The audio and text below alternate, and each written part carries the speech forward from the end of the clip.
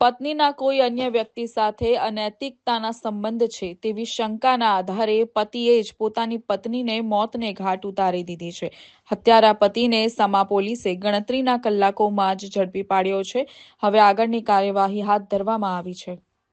ગઈકાલ શ્રીધર પૂજારી છે ઉંમર વર્ષ 72ની, જે ડિફેન્સ કોલોનીમાં રહે છે, પોતાની ફરિયાદમાં જાહેર કરી છે પોલીસ સ્ટેશનમાં. પોતાની દીકરી જે પૂર્ણિમા છે એ અને પોતાનો જમાઈ છે એ પોતાની જોડે રહે છે અને 12 તારીખના રાત્રિના 1:00થી બપોરના 12 વાગ્યા સુધીમાં તેના પતિએ કોઈપણ ગળે ડૂપો આપી અને તેની હત્યા નિપજાવી છે આવી ફરિયાદ આપેલી છે.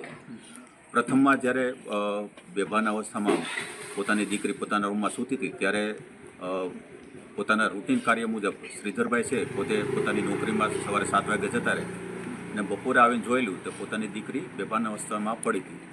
પોતાનો જમાઈ છે ગઈ રાત્રે 1 વાગ્યાના આસપાસ આવેલો અને પછી ઘરમાં જોવા મળે નહીં, એટલે બેભાન અવસ્થામાં તેના મળી આવતા પોતાના પડોશીઓ અને પોતાની દીકરી અને દીકરાને કોલ ઉપર વાત કરતા આ બધા લઈ અને 108 એમ્બ્યુલન્સમાં તેને હોસ્પિટલ ખાતે લઈ ગયેલા અને 12 તારીખે આશરે બપોરના 3 વાગ્યાની આસપાસ તેને મરણ જાહેર કરાઈ દીધું.